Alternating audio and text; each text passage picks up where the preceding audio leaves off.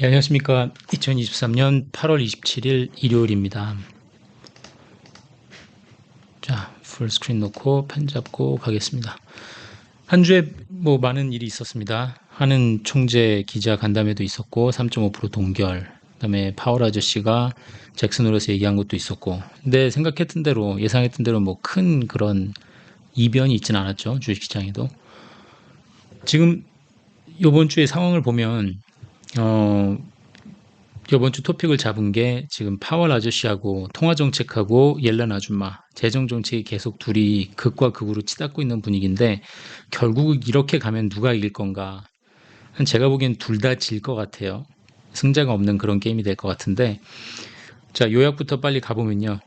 파월은 지금 계속해서 부러져라 하고선 금리를 올려야 하는 상황이 됐고 정부랑 재정 쪽에서는 옐런 아줌마 쪽에서는 침체가 못 오게 민심 달래기에 주력을 하면서 계속해서 돈을 퍼붓고 있으니까 이제 결국은 엔드게임이 결과가 어떻게 될까 그게 이제 관심이죠.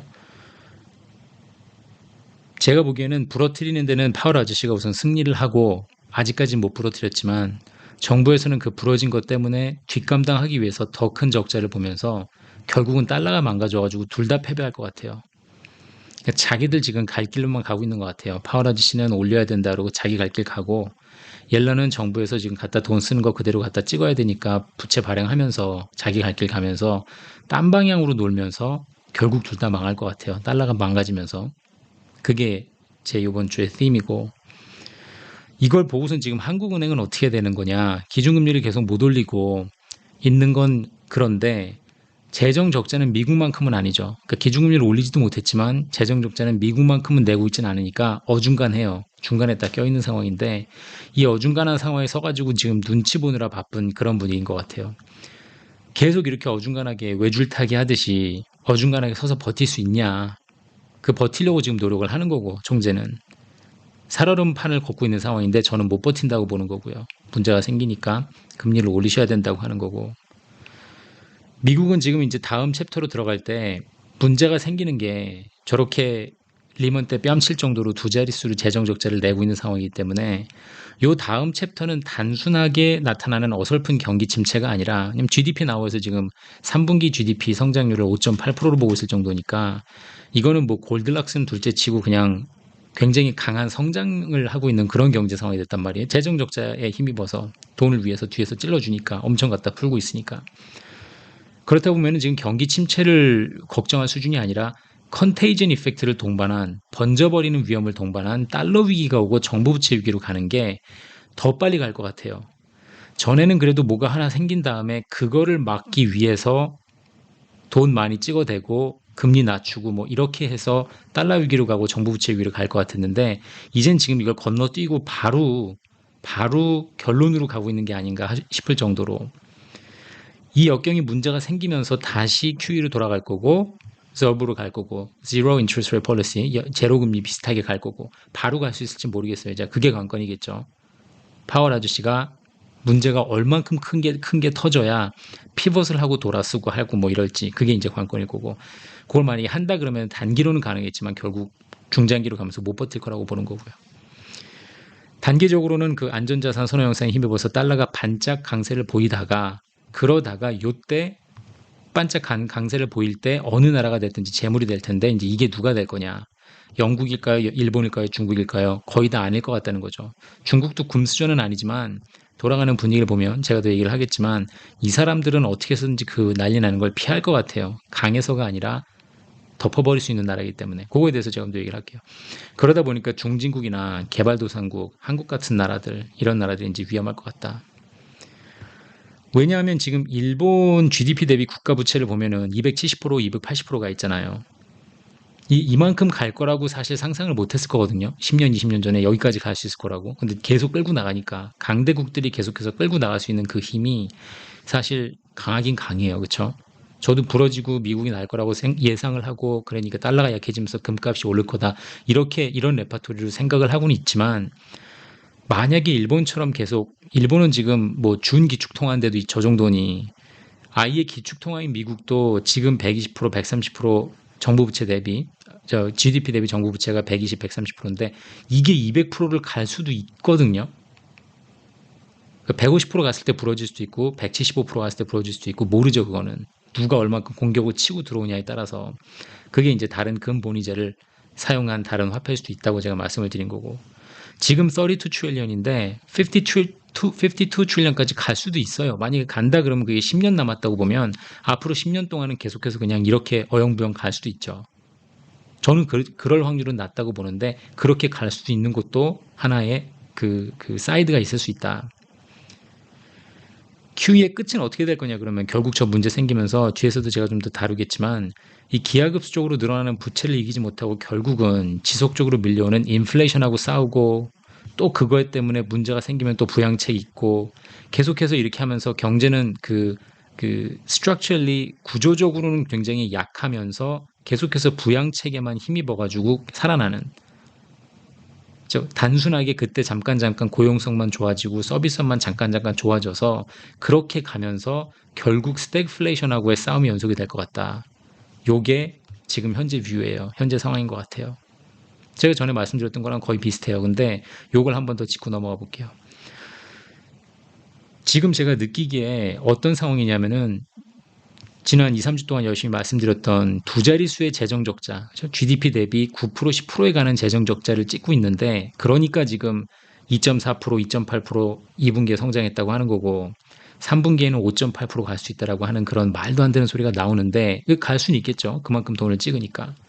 그럼 이렇게 되면은 계속 모든 게 살아나야 되는데 살아나지 못하고 있는 가장 지금 이 언더라인이 되고 근격, 골격 밑에 받침이 돼줘야 되는 이 PMI를 보면 미국의 지금 매니팩처링 PMI는 제조업 PMI 지수, 구매자 지수를 내려놓은 지는 한참 됐잖아요.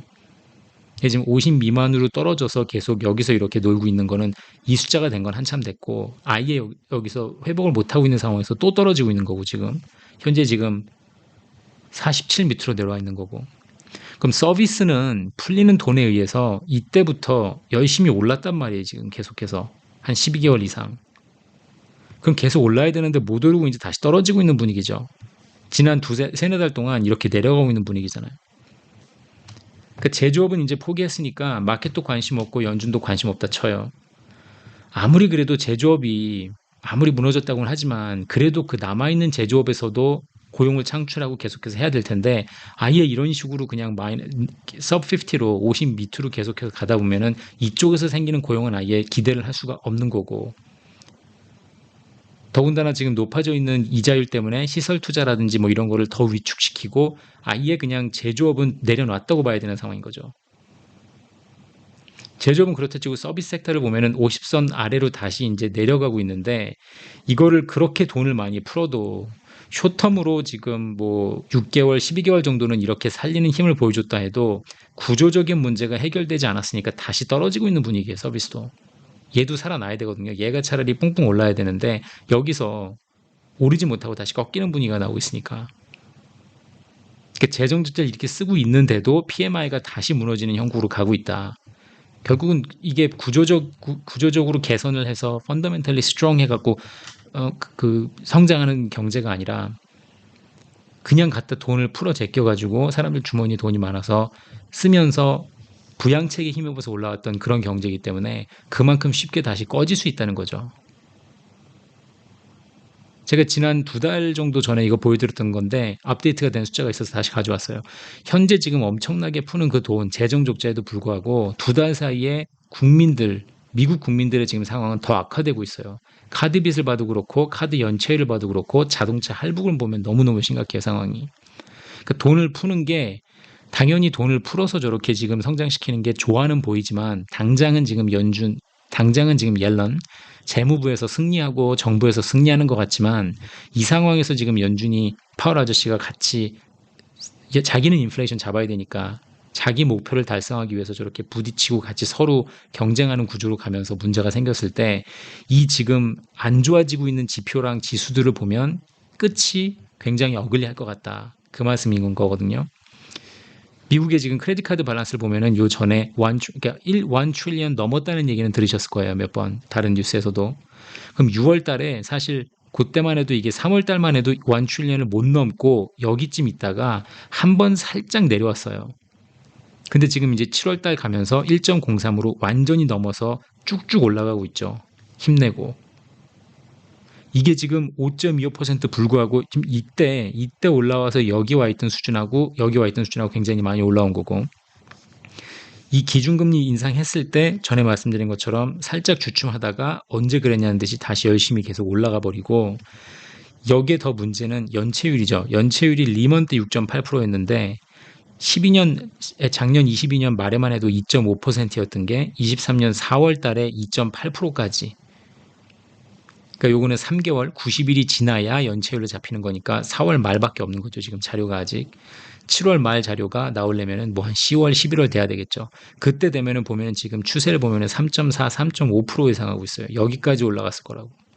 이 트렌드를 보시면 오르고 오르고 내리고 내리고 같이 갈 수밖에 없잖아요. 밸런스가 얼만큼 남았냐에 따라서 오르고 오르고. 좀 덜 올랐죠. 이때는 코로나 때문에 돈을 많이 풀었으니까 사람들이 연체를 안 해도 되니까. 근데 이젠 더 이상 그런 게 직접적으로 주머니에 들어가는 돈이 없다고 하면, 만약에 지금 돈을 푸는 게 뭐 임플로이어들, 고용주들한테 뭐 크레딧 리텐션을 주기도 하고 이것저것 프로젝트 하느라고 인플레이션 리덕셔너리 액트 때문에 건물도 짓고 도로도 새로 짓고 하면서 큰 프로젝트 때문에 돈은 들어갈 수 있어도 그 국민들, 시민들 주머니에 들어가는 돈은 훨씬 더 적다는 거죠. 그렇다면 이게 계속 늘어나는 거고, 더 심각한 상황을 보는 게 이 오토론인데, 오토론 규모도 어마어마해요. 1.6 트릴리언이라는 엄청난 그 밸런스가 있는데, 지금 상황을 보면은 우리가 리먼 나기 전에 2004년 정도부터 금리를 올리기 시작해서 정상 금리를 해서 얘네가 2006년 중순이었나? 아마 그때 5.25를 도달했을 거예요. 그럼 금리를 도달하고 나서 5.25%에서 자동차 할부금이 크게 오르지 않잖아요. 할부 잔액이 남아있는 게, 오토론 밸런스가. 그리고 나서 리먼 때는 당연히 떨어지는 게 당연하고, 그 다음부터는 제로금리에 힘입어서 모든 자산 가격이 거품 끼면서 쭉쭉쭉 오르죠. 여기까지는 말이 되는데 2022년에 3월부터 금리를 올리기 시작한 이후부터 이때도 계속 이렇게 오른다는 게 문제인 거죠. 이때 금리 올리기 시작했는데 올라가는 추세를 보세요. 전혀 거리낌 없이 쭉쭉 올라가잖아요. 지금 이게 미국 사시는 분들이 더 잘 아시겠지만, 지금 미국에서 자동차 뽑으면은 84개월, 막 7년짜리, 8년짜리 지금 할부 나오고 하거든요. 자동차 하나 샀는데, 물론 새 차겠지만, 자동차 하나를 어떻게 7년, 8년을 새 차를 쓰고서는 그거를 갚는다는 게 말이 안 될 정도로 이게 지금 스트레치 아웃 돼 있고, 금리 자체도 오르고 있는 상황에서 이걸 이렇게 장기로 뽑아버리니까, 문제는 이게 크레딧 카드 대시 됐건 학생 금융 융자가 됐건 자동차 할부금이 됐건 전부 다 지금 소비자 주머니에 타격을 입히는 일들만 지금 계속 생기고 있단 말이에요. 재정 적자는 적자대로 늘어나는데 소비자들은 계속해서 쓸 돈은 막상 없어지고 떨어지고 있고, 왜냐면 이 들어가는 돈이 당장 이 코로나 때 했던 것처럼 소비자 주머니에 바로바로 꽂히는 건 아니니까, 한번 경제 생태계를 거쳐서 들어가는 형국을 보이다 보니까 개인들은 점점 힘들어하는 거고, 연준은 연준대로 계속 금리는 올려놔 있어야 인플레도 잡을 수 있다고 생각을 하니까 계속 그렇게 가는 거고, 이게 지금 전쟁 중인 것 같아요. 계속해서 극과 극으로 치닫고 있어요. 파월하고 옐런이. 누가 이길까? 둘 다 질 것 같아요. 제가 보기엔 제대로 작살나고 부러지면서 큰 문제가 생기면 다시, 제가 뒤에서 좀 더 얘기를 할게요. QE를 하면서 돌아와야 될 텐데 그 QE의 끝이 아주 어글리해질 것 같아요.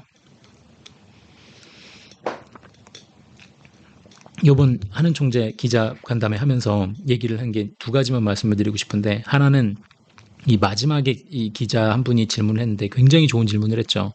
아주 좋은 질문이었습니다. 제가 그 자리에 있었으면 이 질문 저도 하고 싶었을 텐데, 물어봤잖아요. 스무드하게 크라이시스 없이, 난리 나는 거 없이 딜레버리징 한 사례가 있냐, 전 세계적으로.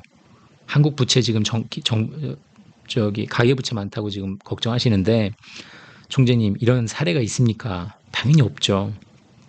없다고 솔직히 얘기를 하시더라고요. 솔직한 건 좋았어요. 솔직하면 너무 좋았어요. 크라이시스를 겪지 않고 어떻게 가계부채를 딜레버리징 합니까? 기업 부채 정도는 딜레버리징을 강제로 할 수 있다 해도, 그리고 이 딜레버리징을 기업 부채도 강제로 하는 게 아니에요. 다 반강제고, 자율적으로 하는 게 아니에요. 다 반강제로 어쩔 수 없어서 하는 거지.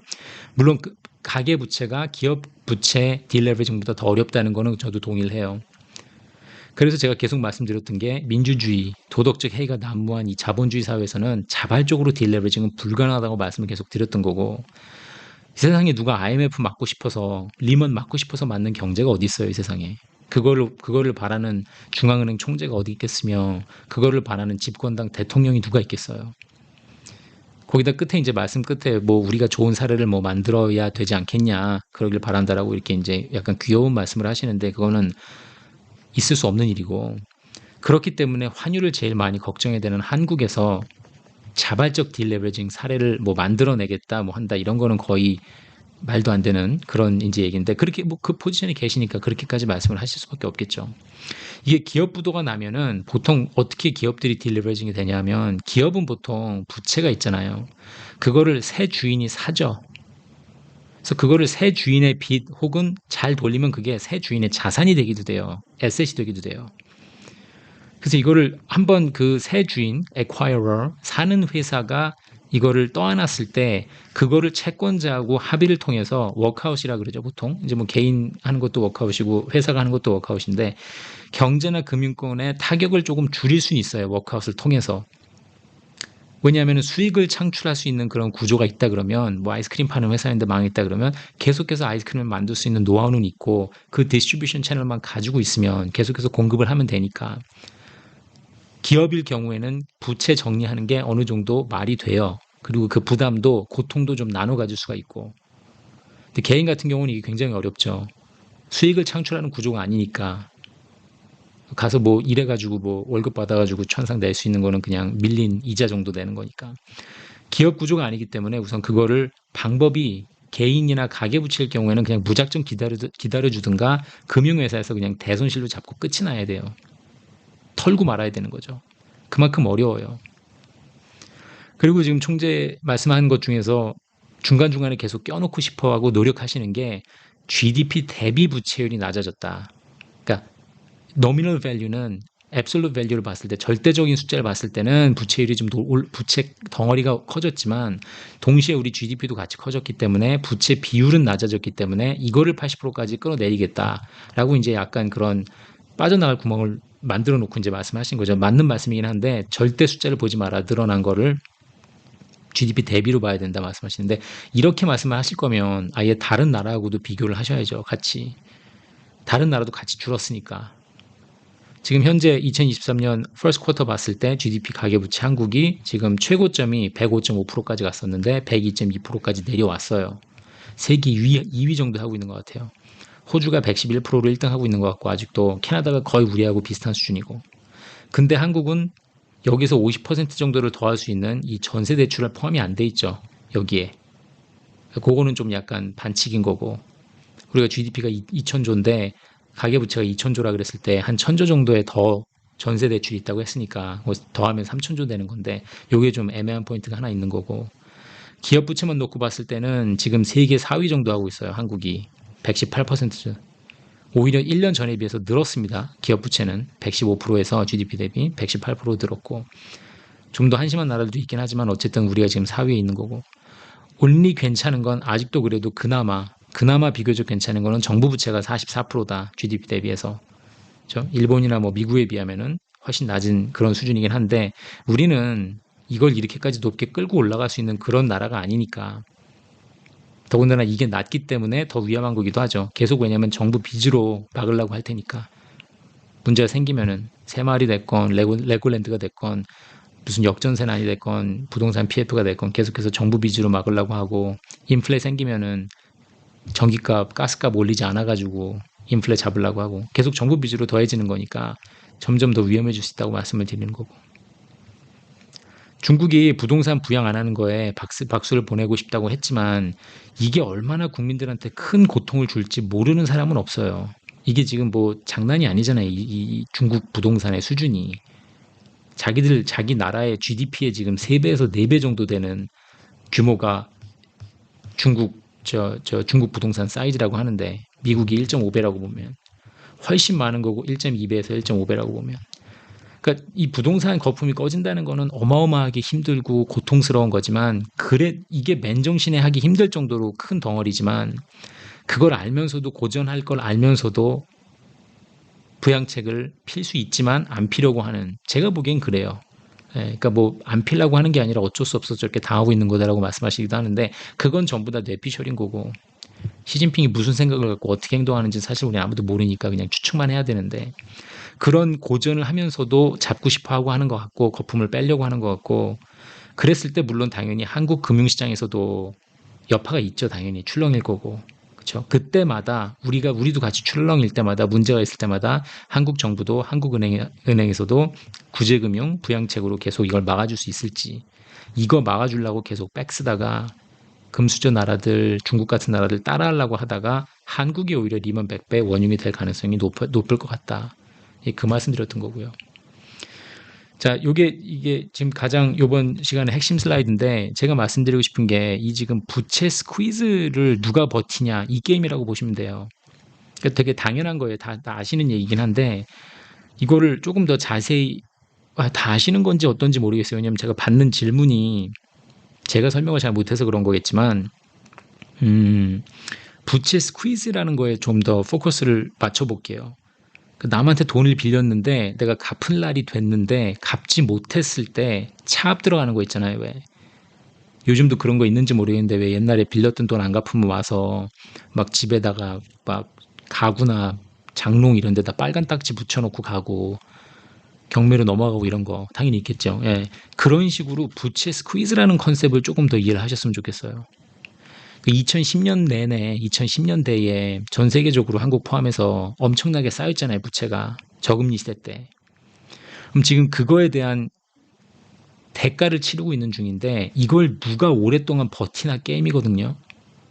그러니까 못 버티고 쓰러지는 놈들이 이제 하나씩 나올 거예요. 그 놈이라는 건 기업이 될 수도 있고, 큰 은행이 될 수도 있고, 그러다 보면 이제 국가로 번지는 건데, 즉 다시 말하면 유동성의 한계가 온다는 거거든요. 그러니까 우리가 리먼을 겪으면서, 자, 이게 지금 댓글을 제가 2개를 가져왔어요. 시청자 댓글을. 여기서 저 뒤에 거 먼저 볼게요. 말씀하신 것 중에서 저랑 동의를 하신다는 건지 저랑 반대를 하신다는 건지 모르겠는데, 이런 말을 쓰셨어요. 리먼 때는 유동성이 문제였지 지금은 유동성 문제가 아니다. 맞아요. 이게 제 말씀이 이 말씀이에요. 그러니까 리먼 사태가 났다, 우리가 문제가 생겨서 금융위기가 났다, 한국이 IMF를 맞았다, 예? LTCM이 98년에 넘어갔다. 이게 금융위기가 오면은, 전 시간에도 말씀드렸지만 중국이 부동산이 넘어졌을 때 저게 리먼으로 갈 거냐, 리먼 사태가 될 거냐 안 될 거냐는 제가 번지는 걸 막을 수 있냐 없느냐에 달렸다 그랬잖아요. 부동산 시장이나 부동산 기업들이 무너지는 건 무너지는 거고, 그 다음에 무너졌을 때 걔들이 자기만 나가 떨어져 죽으면 되는데, 그거에 관련돼 있는 모든 대출받은 사람부터 그 기업들부터 걔들이 같이 끌고 내려가잖아요, 은행을. 은행이 대출해줬으니까 대손실 감가상각 하다 보면은 자본이 떨어지는 거니까 이제 은행이 망하는 거니까, 그건 아실 거고. 그럼 그 은행이 망할 때 그 망하지 않게 하기 위해서 유동성을 공급하면 되는 거 아니에요. 간단하잖아요. 그래서 간단한가? 오케이. 그게 답이죠. 그게 지금 요즘 돌아가는 공식이잖아요. 그래서 리먼이 망했을 때, 리먼이 유동성이 부족해서 망한 게 아니라 리먼이 망하고 나니까 그 다음에 그때 유동성을 넣을까 말까 고민을 한 거죠. 정부 입장에선, 미국에선 저거를 살릴 수도 있는데, 베어스탄을 강제로 JP모건한테 넘긴 것처럼 이거를 조율을 하고 망하지 않게 할 수 있는데 그냥 두자. 이게 자본주의는 원래 망하는 회사들은 망해야 된다라고 뒀더니, 그때 역효과가 나고 번지는 컨테이전 이펙트가 감당이 안 되니까 거기다가 유동성을 갖다 부은 거죠. 들이부은 거죠. 그러면서 문제를 해결을 하고 잠잠하게 한 거 아니에요. 지금 오늘날의 문제는 이걸 알기 때문에 모든 국가 플러스 미국이 벌써 갖다가 유동성을 갖다 연준은 연준대로 BTFP건 디스카운트 윈도우건 블랭켓 인슈런스건 뭐든지 유동성을 갖다 풀 준비를, 만반의 준비를 하고 있는 거고, 문제가 생긴 다음에 재정 적자를 내고 유동성을 풀어야 되는 트레저리에서는, 재무부에서는, 국회에서는 아예 문제가 생기지도 않았는데 갖다 들이붓고 있는 거 아니에요, 유동성을 지금. 그러니까 3분기에 5.8%가 GDP가 성장을 할 거라는 예측이 나오는 거고, 예상이 나오는 거고. 그럼 지금 엄청나게 쌓여있는 부채, 그거에 스퀴즈를 누가 당할까 기다리고 있는 와중에 스퀴즈를 당하지 않도록 유동성을 먼저 갖다 붓고 있는 거 아니에요. 그러면 지금 이분이 말씀하신 것처럼 지금은 유동성 문제가 아니에요. 맞아요. 뭐가 문제겠어요? 그 다음에는 FX하고 그 갖다 붙는 나라 중에 어느 나라가 먼저 부러지느냐에 따라서 그 나라 환 위기하고 그 나라 정부 부채 위기가 온다고 제가 말씀드린 거잖아요. 그 큰 레파토리가. 지금 있는 부채하고 부채 스퀴즈를 당하냐 안 당하냐, 부채 스퀴즈를 당하는 기업, 개인, 은행, 국가가 나왔을 때 얼만큼이나 유동성을 갖다 부을 수 있겠느냐. 이게 지금 핵심이에요. 그렇죠? 그거를 머릿속에 우선 가지고 계시고, 그 다음에 제가 갖고 온 댓글이 뭐냐면, 이게 지금 다 하나로 연결돼 있어서 여기다 제가 뭘 많이 적었는데, 그런 댓글이 있었어요. 이대로 가면은 집값 70% 떨어지기 매우 어려운 구조인데, 제가 전에 그 말씀드렸던 고점 대비 7, 80% 떨어진 값에 주춤하실 수 있을 겁니다. 라고 말씀드렸던 그거에 대해서 말씀을 하신 것 같아요. 확실하진 않은데, 그러니까 저한테 댓글을 주셨겠죠. 자, 이거를 말씀하시는데, 지금 오늘날에 8월 27일 날 앉아가지고 돌아봤을 때, 만약에 10억 하던 집이 있으면 그거를 가서 내가 2억, 3억에 살 수 있을 것 같다.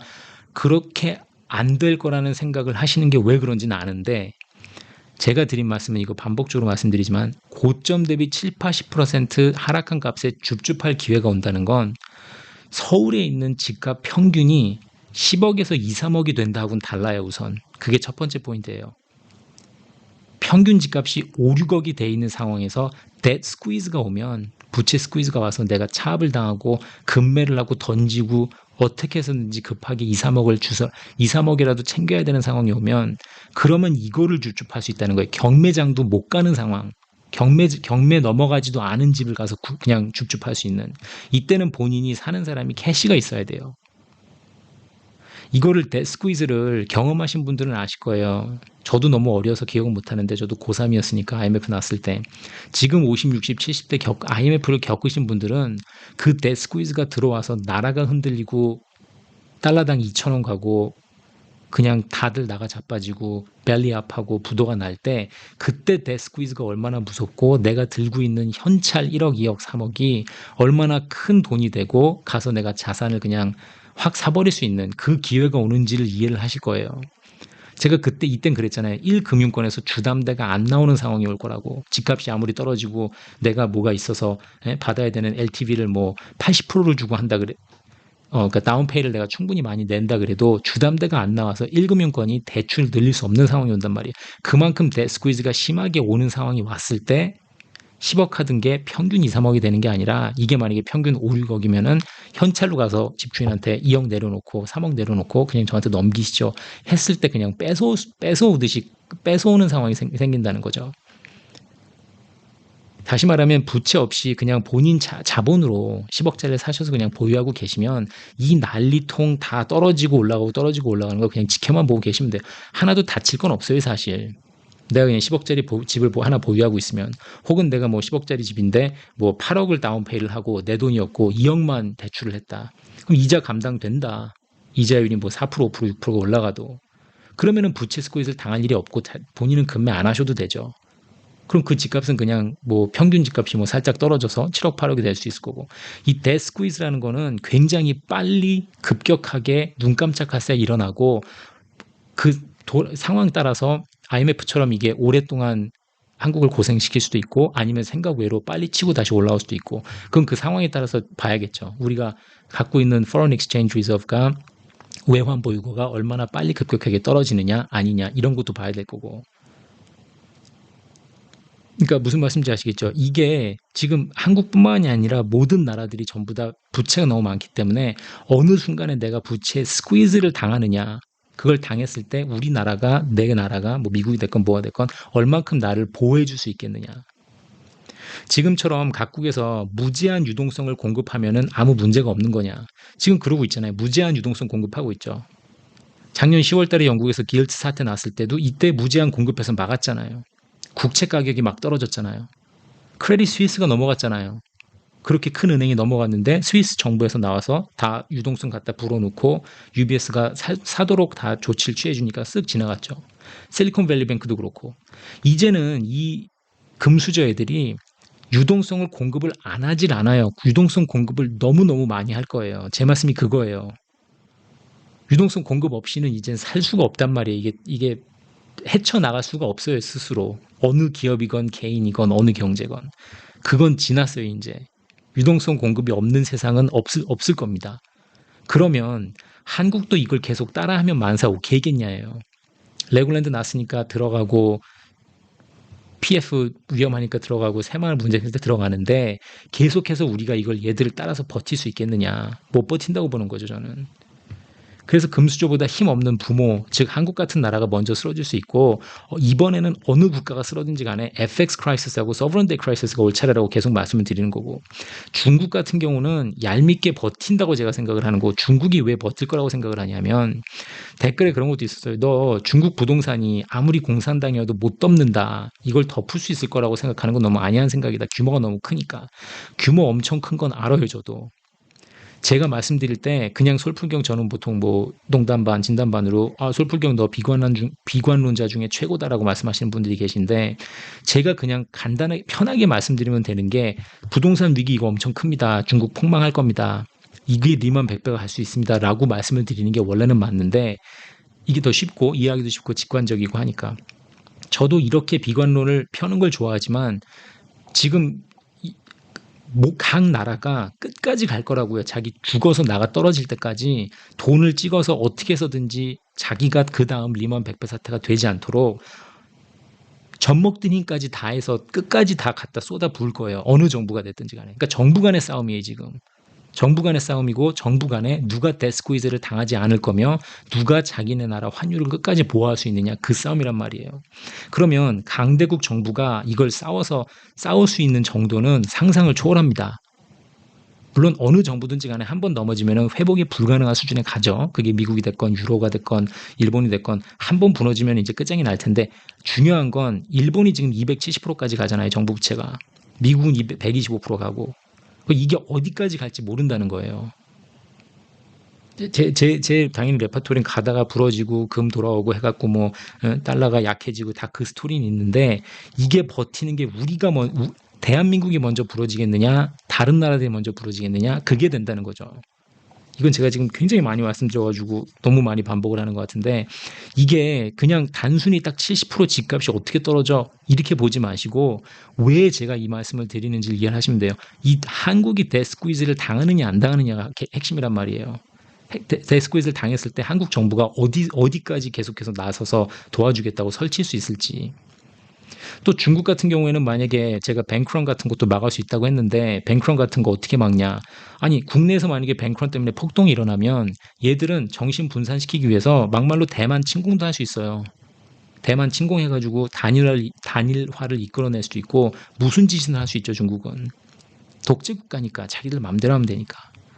만약에 뭐 침공하는 게 좀 적절치 않다. 타이밍상 좋지 않다 싶으면은 걔들도 나서가지고 그냥 뱅크런 생기면은 미국이 했던 것처럼 포괄적 보험을 선서하고 나와서 걱정 마쇼. 돈 많이 뽑아가지 마십시오. 하루에 200위안, 300위안만 가져가라. 내 블랭켓 인슈런스 해주겠다. 이렇게 할 수도 있고.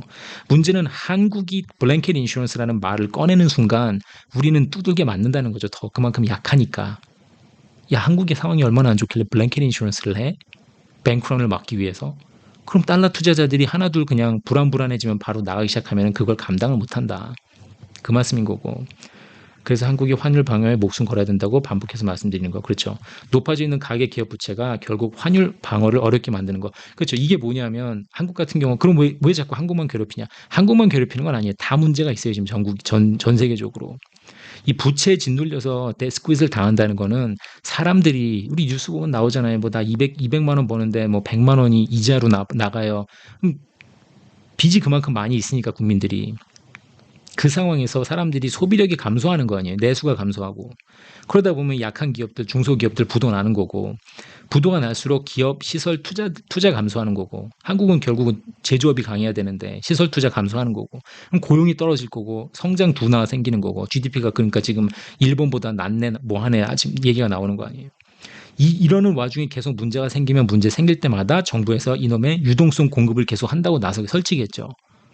그래야지 부채 스퀴즈를 안 당하니까 계속 할 거고 그럼 정부 부채는 증가하는 거고 그럴 때마다 달러 투자자들한테 불안감을 조성할 거고 그러다 보면 환율이 계속 스물스물 올라가면은 다시 수입 물가도 올라가고 인플레이션도 끌고 올 수 있는 거고 또다시 소비력 감소하고 이때 혹시라도 급하게 금리를 올리면 역효과가 날 거다. 그래서 금리를 미리 올려놓고 방어태세를 유지를 해야 되는데 제가 보기엔 절대 그렇게 못할 거고 안 할 거고 문제가 생기는 순간 끝까지 유동성을 공급하겠다고 나서다가 이 데스퀴즈를 개인 레벨이 아니라 정부 레벨에서 당할 것 같다.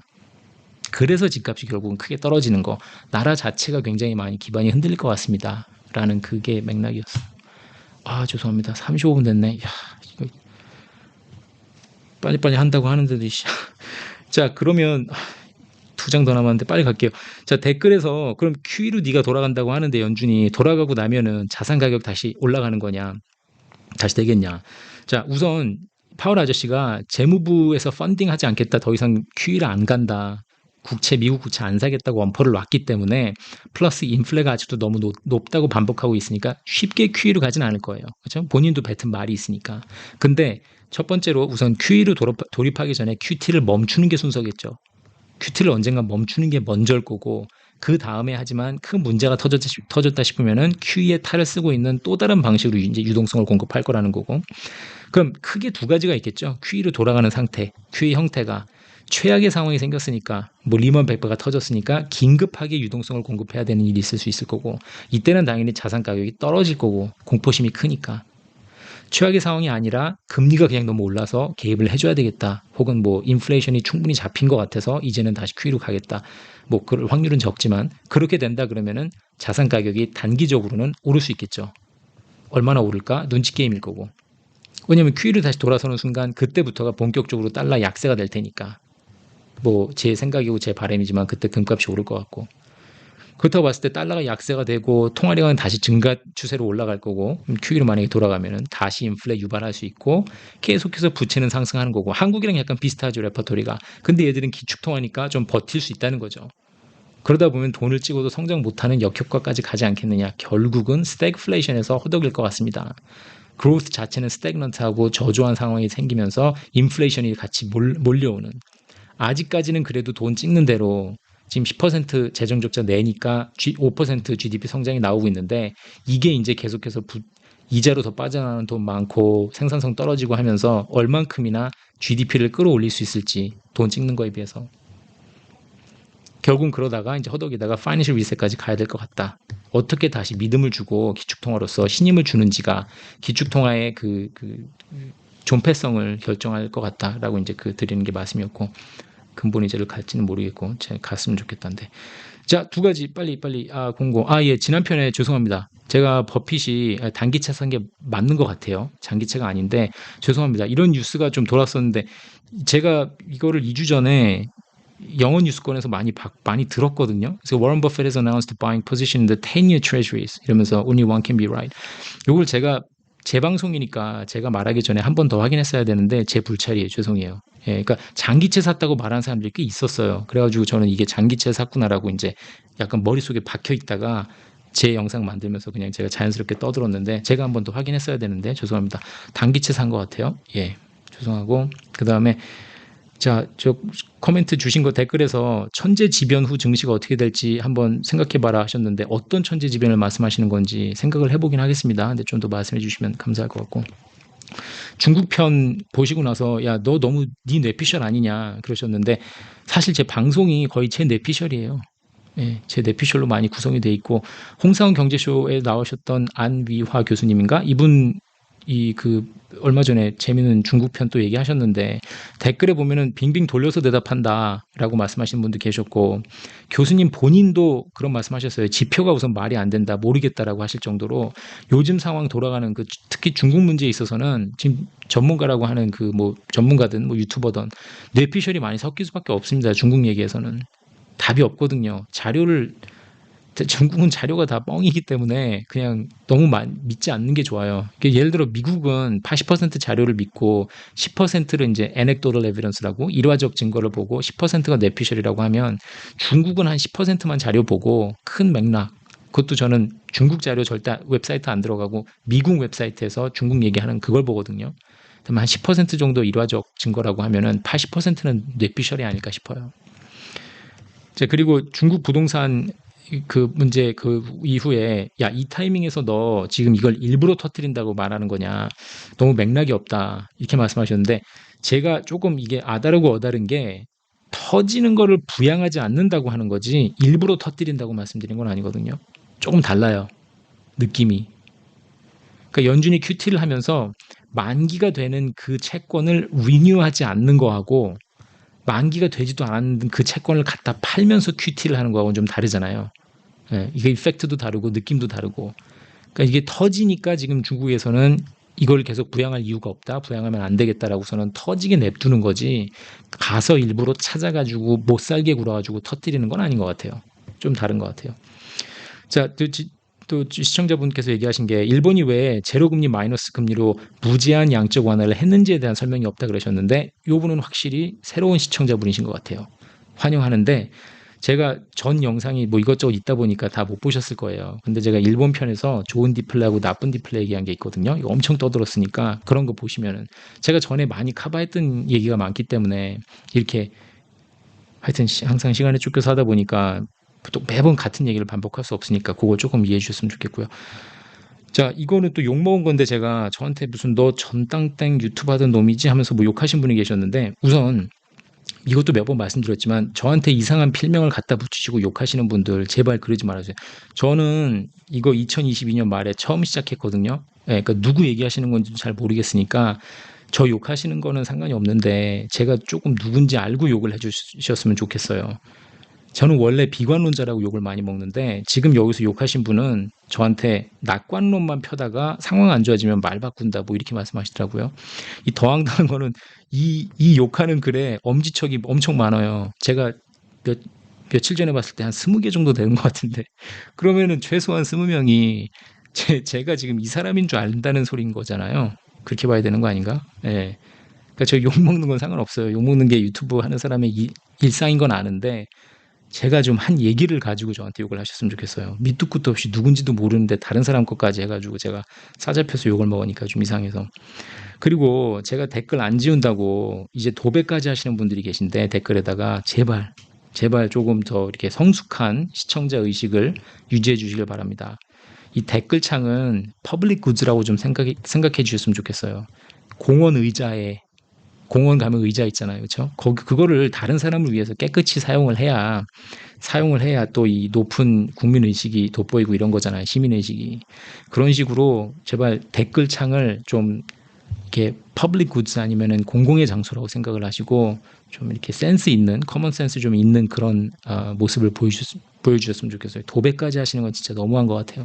제가 가서 절대 지울 시간은 없는데 그런 거 조금 이렇게 주의해 주셨으면 좋겠습니다. 자, 이거를 짧게 한다고 했는데도 이게 40분이 넘었네요. 죄송합니다. 제가 그 실전 단기 영상도 드릴 말씀이 많으니까 이런저런 재밌는 일이 많았잖아요. 그러니까 제가 화요일 정도에 그거를 녹화를 해서 올리도록 하겠습니다. 월요일이나 화요일. 예, 감사합니다. 재밌게 보셨으면 구독, 좋아요 부탁드리고요. 제가 조만간 다시 찾아뵙도록 하겠습니다. 감사합니다.